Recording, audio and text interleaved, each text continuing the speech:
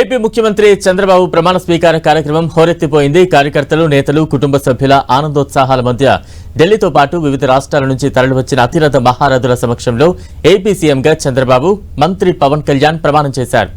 అటు చంద్రబాబు, ఇటు పవన్ కళ్యాణ్ కుటుంబ సభ్యులు ఎమోషనల్ అయ్యారు.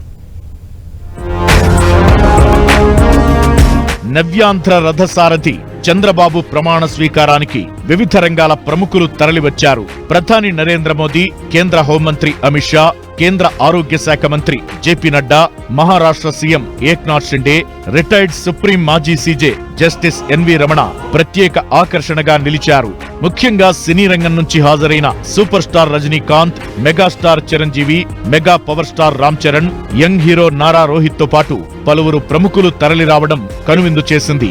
టాలీవుడ్ ప్రముఖ హీరోలైన మెగాస్టార్ చిరంజీవి, బాలకృష్ణ ఒకే రాజకీయ వేదికపై కనిపించడం విజువల్ ఆఫ్ ది డేగా అనిపించింది.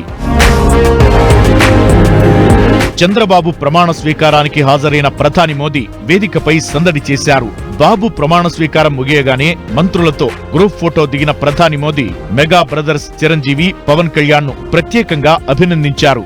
ఇద్దరితో చేతులు కలిపి ప్రజలకు అభివాదం చేశారు.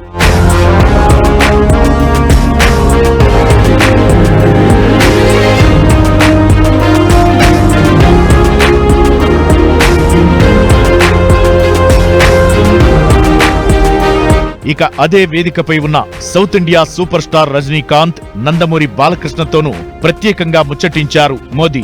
మాజీ ఉపరాష్ట్రపతి Venkaiah Naidu, retired CJ justice NV Ramana, హోంమంత్రి అమిత్ షా, కేంద్ర మంత్రులు గడ్కరీ, రామ్మోహన్ నాయుడుతో పాటు వేదికపై ఉన్న ఇతర ప్రముఖులను పేరు పేరునా పలకరించి వీడ్కోలు తీసుకున్నారు ప్రధాని మోదీ.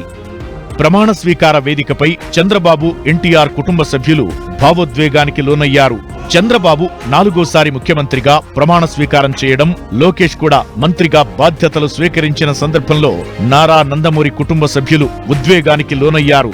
గత 5 ఏళ్లు తీవ్ర అవమానాలు ఎదుర్కొన్న చంద్రబాబు, లోకేష్ లో విజయ దరహాసం స్పష్టంగా కనిపించింది. చంద్రబాబు, లోకేష్ తో పాటు పురంధేశ్వరి కూడా ఈసారి విజయంలో కీలక పాత్ర పోషించడం ప్రత్యేకంగా చెప్పొచ్చు. ఇక బాలయ్య చిన్నల్లుడు, విశాఖ ఎంపీ భరత్, ఆయన సతీమణి తేజస్విని, లోకేష్ సతీమణి బ్రాహ్మణి సైతం విజయ సంకేతం చూపుతూ ఆనందం వ్యక్తం చేశారు. ఇక దగ్గుబాటి కుటుంబంతో సుదీర్ఘంగా నెలకొన్న అంతరం ఈ ఎన్నికల్లో తొలగిపోయింది.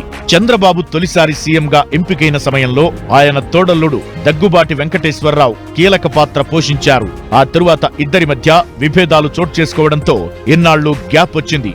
ఈ ఎన్నికల ముందు బీజేపీతో పొత్తు కుదరడం, దగ్గుబాటి కుటుంబంతో గ్యాప్ కూడా తగ్గడంతో ఇరు కుటుంబాలు కలిసి పనిచేశాయి. దీంతో నందమూరి కుటుంబం కూడా హ్యాపీగా ఫీల్ అయింది.